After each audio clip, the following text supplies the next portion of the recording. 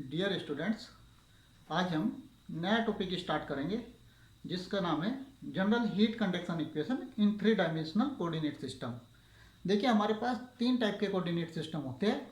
एक हमारा होता है कार्टेशियन कोऑर्डिनेट सिस्टम, जिसको हम X Y Z coordinate system भी बोलते हैं, जो कि हमारी प्लेन स्लैब टाइप की बॉडी के लिए काम में आता है। दूसरा जो है हीट एंड मास ट्रांसफर में, दूसरा जो है वो हमारा होता है आपका सिलेंड्रिकल कोऑर्डिनेट सिस्टम, जिसमें आर थीटा जेड होता है, वो हमारे सिलेंड्रिकल बॉडी के काम में आता है। और तीसरा जो है हमारा होता है स्फेरिकल कोऑर्डिनेट सिस्टम, जो कि आर थीटा फाई सिस्टम भी बोलते हैं जिसको, और वो हमारे स्फेरिकल बॉडी के काम में लाते हैं हीट एंड मास ट्रांसफर की प्रॉब्लम एनालिसिस के लिए। देखिए, आज हम 3 डायमेंशनल कार्टेशियन कोऑर्डिनेट सिस्टम यानी एक्स वाई जेड सिस्टम की बात करेंगे। तो इसमें देखिए, हमारे जो हमने क्या किया, एक बॉडी ली है और एक बॉडी से बहुत ही इनफाइनाइटली स्मॉल एलिमेंट हमने सेलेक्ट कर लिया है। ये जो एलिमेंट हमने सेलेक्ट किया है, इसके जो डायमेंशन है वो एक्स डायरेक्शन में dx है, वाई डायरेक्शन में dy है और जेड डायरेक्शन में dz है। और ये एक्स एक्सिस है, ये आपकी वाई एक्सिस है और ये आपकी जेड एक्सिस है। और हमारे जो एजम्पशन है, सेम एजम्पशन ऐसे है जो कि हमने प्रीवियसली लेक्चर्स में अपने डिस्कस किए थे, जैसे मटेरियल होमोजीनियस एंड आइसोट्रोपिक है, नो वॉइड्स है, थर्मल कंडक्टिविटी कांस्टेंट है, टेम्परेचर का फंक्शन है, ये सब है। तो यहाँ पे हम इंटरनल एनर्जी और आपका अनस्टडी स्टेट भी कंसिडर करेंगे। देखिए हम कैसे करते हैं। तो देखिए, सबसे पहले हमने एक एलिमेंट सेलेक्ट किया है। मान लेते हैं कि सबसे पहले कि एक्स डायरेक्शन से जो हीट आ रही है वो क्यू एक्स आ रही है। एक्स डायरेक्शन से जो हीट सिस्टम के अंदर एंटर कर रही है, जो एलिमेंट के अंदर एंटर कर रही है, वो आ रही है क्यू एक्स। अब मान लो क्यू एक्स की जो वैल्यू होगी अकॉर्डिंग टू फोरियर लॉ, इसको हम लिखते हैं heat in flow rate in X direction, heat in flow rate in X direction. और अकॉर्डिंग टू फोरियर लॉ ये होता है माइनस के dt बाई डी एक्स, ये होता है। तो माइनस के, एरिया देखिए आप एक्स डायरेक्शन से एंटर करिए तो एक्स डायरेक्शन के परपेंडिकुलर जो एरिया आएगा वो एरिया हम कंसीडर करते हैं, ये एरिया हम कंसीडर करेंगे। तो ये एरिया कितना होगा आपका, ये आपकी है dz और ये है dy, तो ये हो जाएगा dy dz del T. Del इसलिए आया क्योंकि हीट जो है आपकी तीनों डायरेक्शन में फ्लो कर रही है, एक्स में भी, वाई में भी, जेड में भी, इसलिए हमने वहां पे पार्शियल डिफरेंशिएशन करना पड़ेगा। डेल टी बाई कितना हीट ने यहां से एंटर करके यहां से बाहर जा रही है, तो हीट ने ट्रेवल कितना किया dx, तो del T by del X. This is your heat in flow rate in X direction. अब देखिए, जितना हीट आ रहा है, अभी हम सिर्फ एक्स डायरेक्शन की बात कर रहे हैं, उसमें से मान लेते हैं कि हीट जो है Q X plus D x heat बाहर जा रहा है, तो heat outflow rate in X direction, heat outflow. अब हमने हीट अकुमुलेशन रेट निकालना है, तो पहले हम आउटफ्लो रेट निकालते हैं। चलिए देखिए, आउटफ्लो का मतलब है जो एक्स डायरेक्शन से हीट बाहर जा रही है। हमने एलिमेंट जो देखिए, एलिमेंट का साइज जो लिया था वो dx लिया है, तो हीट एंटर कितनी कर रही थी, हमारी हीट एंटर कर रही थी qx, और बाहर कितनी जा रही है, हीट बाहर जा रही है qx प्लस dx। देखिए, ये बता रहा है कि जो एलिमेंट है, जो एलिमेंट का ये वाला पोर्शन है, मान लो कि हमारा इतना बड़ा एलिमेंट है, ये इतना बड़ा एलिमेंट है, तो हमने यहाँ पे लिया ऐसे एट ए एक्स डिस्टेंस, तो ये हमने इसको qx से डिनोट किया।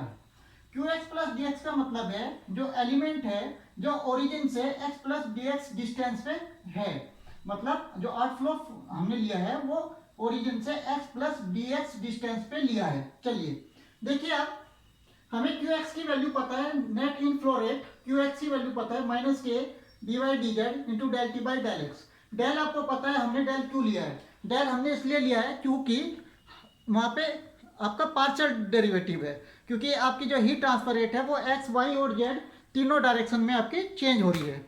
Is it clear? आइए अब देखिए, आउटफ्लो के लिए मान लीजिए हमारे पास एक छोटा सा एलिमेंट है, इस पॉइंट पे वैल्यू जो है फंक्शन की वैल्यू एफ एक्स है, और इस एच डिस्टेंस के बाद फंक्शन की value F X plus H हो जाती है। तो टेलर सीरीज के according to Taylor series F X plus H will be F X plus H F dash X plus H square F double dash X plus so on. अब देखिए, क्योंकि H की value बहुत ही small है, तो क्या होगा, एच स्क्वायर की वैल्यू और भी छोटी हो जाएगी, तो इसको हम जितनी भी छोटी टर्म्स है उनको हमने नेग्लेक्ट किया, तो हमारे पास सिर्फ हमने 2 टर्म कंसिडर की है। हम बहुत सारी टर्म कंसिडर कर सकते हैं, इससे क्या होगा, कैलकुलेशन आपकी डिफिकल्ट होगी और एक्यूरेसी आपकी बढ़ जाएगी। तो देखिए हमारे यहाँ पे जो फंक्शन की वैल्यू है, एफ की वैल्यू है, इस पॉइंट पे वैल्यू कितनी है, क्यू एक्स। इस पॉइंट पे फंक्शन की वैल्यू कितनी है, Q X plus D x. ये वैल्यू जो है यहाँ पे रख दीजिए, तो एफ एक्स की जगह रखेंगे क्यू एक्स प्लस एच। कितना डिस्टेंस है ये हमारा, हमने डिस्टेंस लिया है D X plus D X into del F dash X, मतलब डिफ्रेंसिएशन करेंगे तो del by del X of F X का मतलब है F X, del by del X of F X. F X का मीनिंग है क्यू एक्स, तो हमारा Q X plus D X आ जाएगा, Q X plus D x del by del X into Q X. I hope आपको ये समझ में आया होगा। तो मैंने यहाँ पे लिखा है heat outflow rate will be Q X plus del by del X Q X into D X.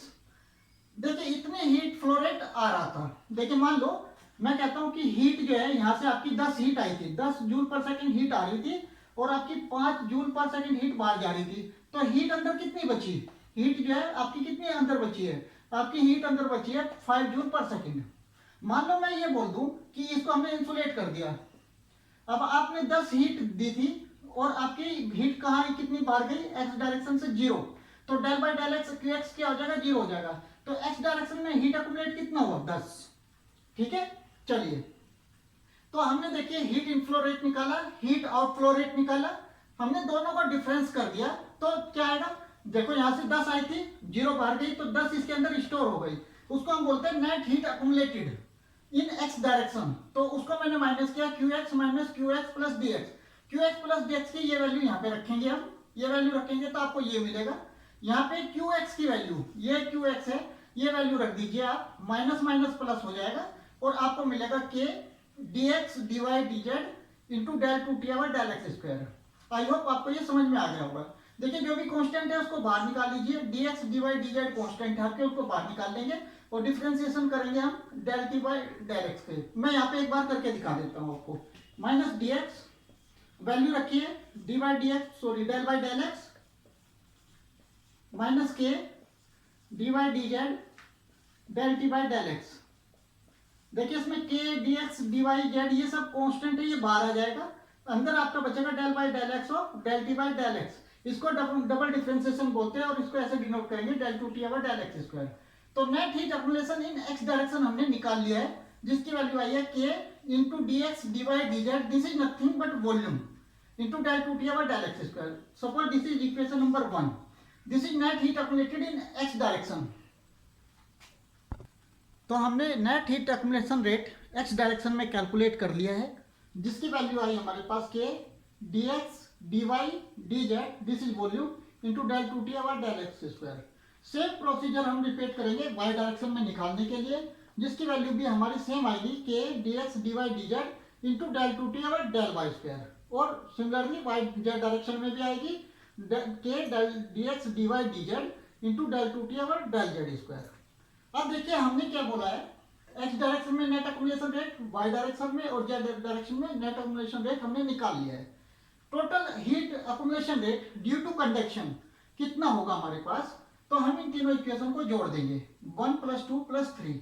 देखिए यहाँ पे देखिए हमने एक डायग्राम बनाया है, हमने ये अज्यूम किया है कि एक्स डायरेक्शन में 5 जूल पर सेकंड के रेट से हीट आ रही है और वाई डायरेक्शन में 6 जूल पर सेकंड के रेट से हीट जा रही है। इसका मतलब ये जरूरी नहीं है कि जिस रेट से हीट आए उससे ज़्यादा रेट या उससे कम रेट से भी हीट जा सकती है, उसके इक्वल भी जा सकती है। तो 5 से आई थी और 6 से चली गई, तो net heat accumulation rate in X direction कितना आएगा, -1।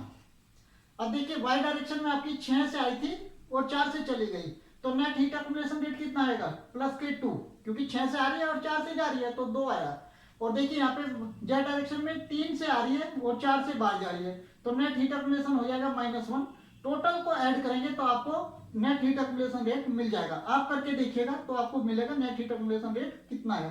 तो इसमें मैंने स्टडी स्टेट लिया है, आई थिंक कि 0 आएगा, प्लस भी आ सकता है माइनस भी आ सकता है, ये जरूरी नहीं है आपका कि ये +0 ही आए। तो मैंने एक प्रॉब्लम लिया है, अब एक हमने निकाल लिया है। अब मान लीजिए कि एलिमेंट के अंदर कुछ केमिकल रिएक्शन होती है, जैसे आपका एक्सोथर्मिक और एंडोथर्मिक कुछ रिएक्शन हो रही है, तो उसकी वजह से क्या होगा, जब टेम्परेचर बढ़ेगा या टेम्परेचर की वजह से वो वहाँ पे रिएक्शन स्टार्ट हो जाएगी।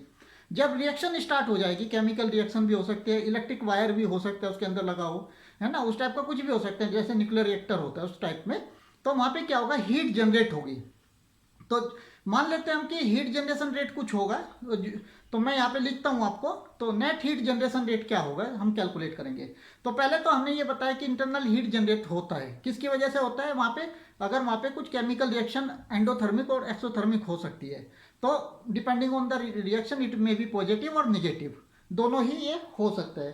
तो हमें क्या करना है, मान लेते हैं हम कि नेट हीट जनरेशन रेट आपका क्यू है, और इसकी यूनिट देखिए क्या होती है, मैं यहाँ पे लिखता हूँ, देखिएगा आप लोग। देखिए हमने क्या अज्यूम किया कि Q G is internal heat generation rate per unit volume. ध्यान रखना है आपको, जो क्यू जी की यूनिट होगी वो होगी वॉट पर मीटर क्यूब, मतलब heat generation rate per unit volume में देगा आपको वो। तो आपकी टोटल कितनी हीट जनरेट होगी, क्यू जी इंटू वॉल्यूम, क्योंकि जो हमने इक्वेशन 1, 2 और 3 निकाली है, उन तीनों में हमने जो निकाला है वो नेट हीट अकुमुलेशन रेट निकाला है, तो उसकी यूनिट थी वाट, और यहाँ पे यूनिट क्या है, वोट पर मीटर क्यूब। तो इसका मतलब क्या है, हमको वोट पर मीटर क्यूब में मीटर क्यूब की मल्टीप्लाई करनी पड़ेगी यूनिट को सेम करने के लिए, और मीटर क्यूब किसकी यूनिट है, वॉल्यूम की। तो इसका मतलब हमें क्या करना पड़ेगा, internal heat generation rate per unit volume into volume. तो टोटल हीट जनरेशन रेट जो होगा वो हो जाएगा Q G into D X into D Y into D Z, और इसकी यूनिट हो जाएगी वॉट। तो हमारी टोटल हीट जनरेशन रेट कितनी होगी, Q G into D X into D Y into D Z. देखिए मान लो कि हमारे पास ये एक एलिमेंट है, ये एलिमेंट है, और यहाँ पे कहीं पे केमिकल रिएक्शन होती है। तो जिस पॉइंट पे केमिकल रिएक्शन होती है वहां से इंटरनल हीट क्या हो रही है, या तो आपकी बाहर जाएगी, और या फिर ये हीट एब्जॉर्ब भी कर सकता है, ये हीट आपका एब्जॉर्ब भी कर सकता है, ये हीट आपकी रिजेक्ट भी कर सकता है। इसका मतलब क्या होगा, अगर ये हीट एब्जॉर्ब करेगा तो इसका मतलब क्या है, ये बॉडी से हीट अपने अंदर ले लेगा, और अगर ये हीट रिजेक्ट करेगा तो मतलब ये क्या होगा, आपके क्या होगा, हीट बहुत ज्यादा हीट प्रोड्यूस करेगा, जैसे आपके न्यूक्लियर रिएक्शन में होता है। तो हमने यही मान लिया यहाँ पे कि क्यूजी इंटरनल हीट जनरेशन रेट है पर यूनिट वॉल्यूम। अब ये माइनस भी हो सकता है, प्लस भी हो सकता है, depending on the type of reaction. तो हमने मान लिया टोटल हीट कितनी जनरेट हो रही है, Q G into D X D Y into D Z, this is volume, volume of element. अब टोटल हीट जनरेशन देखिए टोटल कितनी हो जाएगी भाई, पहले एक एक्स डायरेक्शन में नेट हीट एक्युमुलेशन रेट था, फिर वाई डायरेक्शन में हीट एक्युमुलेशन रेट था, फिर जेड डायरेक्शन में हीट एक्युमुलेशन रेट था, और फिर इंटरनल हीट जनरेशन रेट था जिसको हमने इक्वेशन 4 बोला है। तो टोटल हीट जनरेशन रेट हमने निकाल दिया है। अब देखिए अगर ये total heat generation rate positive आता है,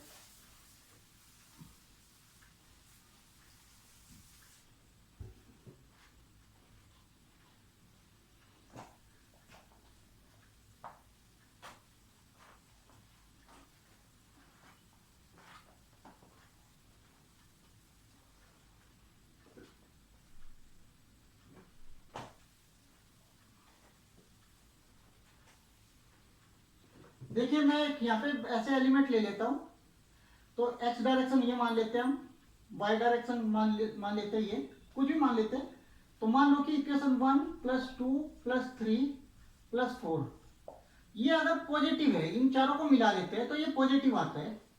इसका मतलब ये हुआ कि अंदर आने वाली हीट ज्यादा है और बाहर जाने वाली हीट कम है। इसी की वजह से जो हीट अकुमुलेशन होगा वो पॉजिटिव होगा।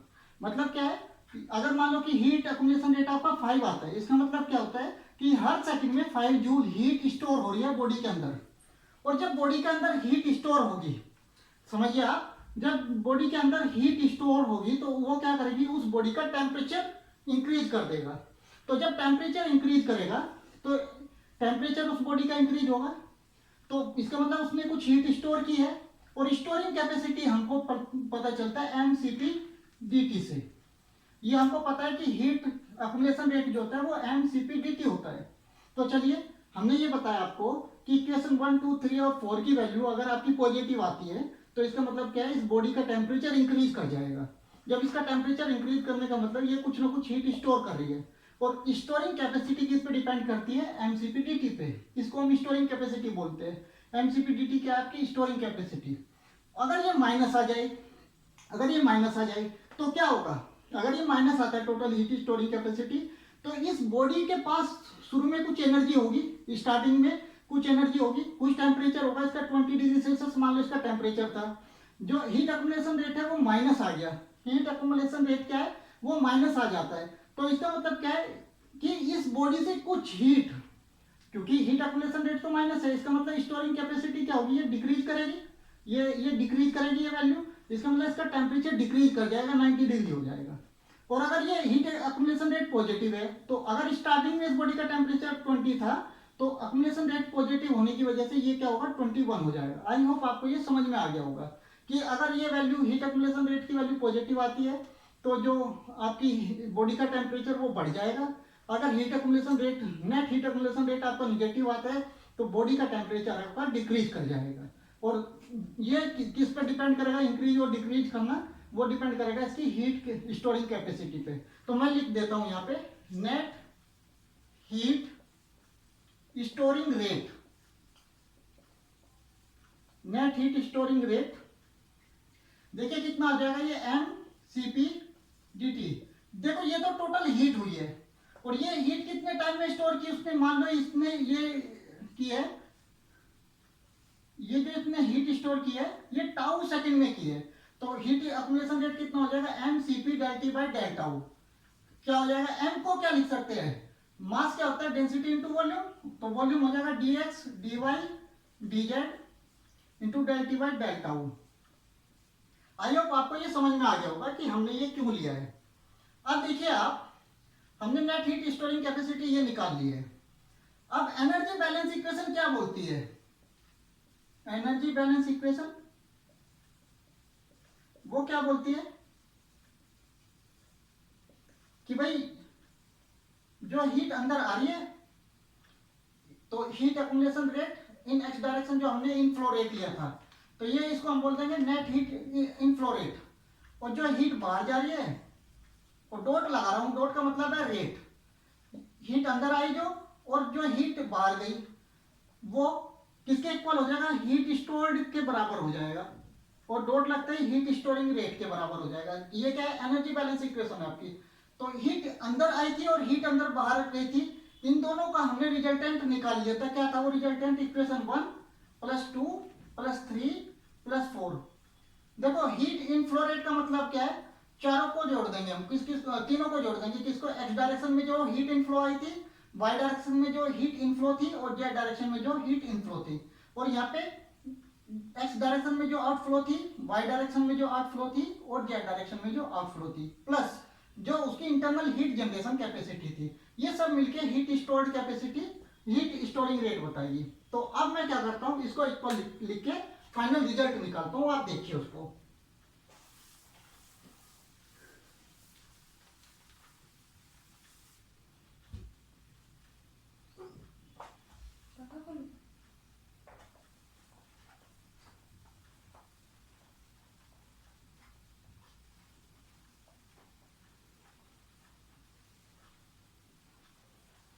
तो हम क्या लिखेंगे, कॉमन क्या आ जाएगा, देखो आप लोग करके देखना, कॉमन आ जाएगी K D X D Y D Z, ये कॉमन आ जाएगा आपका, इंटू डेल टू टी और del X square plus del two T और del Z square plus del two T और, सॉरी यहाँ पे वाई लिख लेते हैं, वैसे तो कोई फर्क नहीं पड़ेगा, plus Q G into D X D Y D Z, और ये किसके इक्वल हो जाएगा, rho D X D Y D Z into del T by del tau. Tau denote कर रहा है टाइम को। तो देखिए इसमें से D X D Y D Z हर जगह कॉमन है, तो कैंसिल आउट हो जाएगा, और मैं फाइनल रिजल्ट लिखता हूं,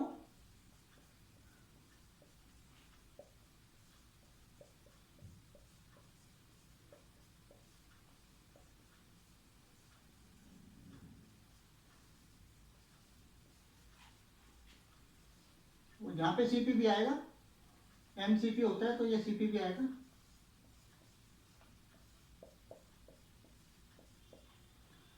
अब देखिए अगर del T by del tau 0 है, इसका मतलब temperature is not changing with respect to time, तो इसको हम बोलते हैं स्टडी स्टेट। इसको क्या बोलते हैं हम? Steady state. और अगर ये जीरो नहीं है तो इसको बोलेंगे हम अनस्टडी स्टेट। चलिए, this is your diffusion equation, this is known as your diffusion equation, this is known as your diffusion equation. देखिए आप समझ लेते हैं इसको। वही मान लेते हैं हम, यहां से 6 आई, यहां से 4 चली गई, यहाँ पे 3 चली गई, यहाँ पे 5 आ गई, यहाँ पे मान लो 8 आ गई, और यहाँ पे जेड डायरेक्शन में मान लो 10 चली गई। अंदर जो है 15 जनरेट हो गई। अंदर जो है इंटरनल हीट जो है Qg जो है वो 15 हो गई। ये सब इसके सब की यूनिट वाट है। ठीक है, तो अब देखिए ये स्टडी स्टेट होगी या अनस्टडी स्टेट होगी, क्या होगी? अंदर कितनी आ रही है? पहले तो इनफ्लो देखिए, 6 अंदर आई है, 8 अंदर आई है, 5 अंदर आई है, 8 6 और 8 14 प्लस 5 19 आ रही है यहाँ पे, प्लस ये अंदर जनरेट हुई है, ये हमने जनरेशन मान लिया, प्लस 15, तो कितना हो जाएगा? 34। 34 हमारी टोटल क्या हो रही है? जनरेट हो रही है, या एलिमेंट के अंदर है। बाहर कितनी जा रही है? 3 10 और 4, 10 और 13 4 17, 17 बाहर जा रही है। इसका मतलब क्या हुआ? इसके अंदर कुछ हीट स्टोर हो जाएगी। जब इसके अंदर हीट स्टोर हो रही है तो इसका मतलब इसका टेम्परेचर क्या होगा? बढ़ जाएगा। मान लेते हैं इसको, ये हमारी क्या होती है? 23 होती है, 23 हो जाती। तो 23 और 10 33 और 4 37, तो ये कितना हुआ? 37 बाहर जा रही है, और अंदर कितनी आ रही थी? अंदर कितनी आ रही थी? तो 15 था, 6 8 14 14 5 19 15 34, 34 आ रही थी, और बाहर कितनी गई? 37। तो इसका मतलब क्या? 3 अंदर बॉडी के अंदर से गई है। तो हीट जो इस बॉडी का इनिशियल कोई टेम्परेचर होगा जब तक हमने हीट नहीं दी थी, उसमें से भी कुछ हीट बाहर चली जाएगी। मान लो कि स्टार्टिंग में इसका टेम्परेचर 70 डिग्री था, 70 डिग्री था, तो क्या हुआ कि 70 डिग्री की कुछ इंटरनल एनर्जी होगी, इस एनर्जी में से ही कुछ बाहर चली जाएगी। और अगर ये पॉजिटिव आती है वैल्यू, जो इनफ्लोरेट पॉजिटिव आती, तो ये 70 से इसका टेम्परेचर बढ़ के 71 हो सकता था। अगर ये दोनों इक्वल आ जाती, जितनी इनफ्लो है उतनी ही आउटफ्लो होती, तो इसका मतलब क्या है? Del T by del tau, मतलब बॉडी कुछ स्टोर ही नहीं कर रही है, इसका मतलब टाइम पे डिपेंड नहीं कर रही है, जितनी आ रही है उतनी बाहर जा रही है, तो इसको स्टेडी स्टेट बोलेंगे। This equation is known as diffusion equation, this equation is known as diffusion equation. अब देखिए इसमें डिफरेंट डिफरेंट केस आप लिखिए। अगर इक्वेशन में बोलता है, हमको इक्वेशन में बोलता है स्टेडी स्टेट, अगर इक्वेशन में स्टेडी स्टेट बोलता है तो इसका मतलब क्या हो जाएगा? Del T by del tau को 0 रख देंगे, ये वाली वैल्यू 0 हो जाएगी, तो आपके पास ये बचेगा 1 2 प्लस 3 प्लस 4 इक्वल टू 0। अगर वो बोलता हमको steady state and no heat generation, ऐसे बोलता अगर नो हीट जनरेशन, तो इसका मतलब क्या होता है? ये भी 0 और ये भी 0, आपके पास क्या बचता है? ये तीनों बचते हैं। तो जब आपके पास क्या बचता है? Del two T over del X square plus del two T over del Y square plus del two T over del Z square equal to 0। और इस इक्वेशन को हम बोलते हैं लाप्लास इक्वेशन। ये आपकी डिफ्यूजन इक्वेशन है। जब आपने इसमें कंडीशन अप्लाई की कि अनस्टेडी स्टेट है या स्टेडी स्टेट है, तो उसके अकॉर्डिंग आप del T by del tau की वैल्यू रख देंगे। अगर स्टेडी स्टेट है तो 0, तो ये 0 हो जाएगा। आपने यहाँ पे बोला steady state and no heat generation, तो ये भी 0 हो गया, ये भी 0 हो गया, तो आपके पास ये बचेगा, और इसको हम बोलते हैं लाप्लास इक्वेशन। अगर वो इक्वेशन में हमको बोलता, आप लोग लिख सकते हैं one dimensional heat conduction equation, one dimensional heat conduction equation, steady state and no heat generation.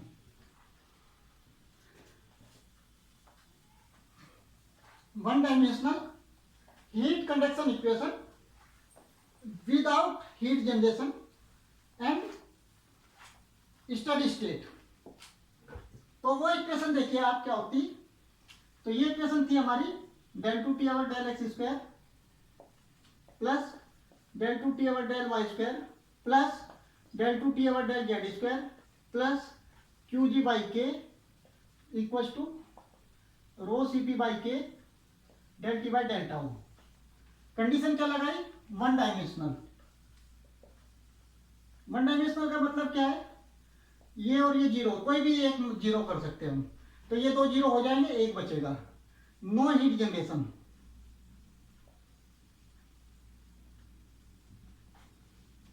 इसका मतलब ये 0, स्टडी स्टेट, इसका मतलब ये 0।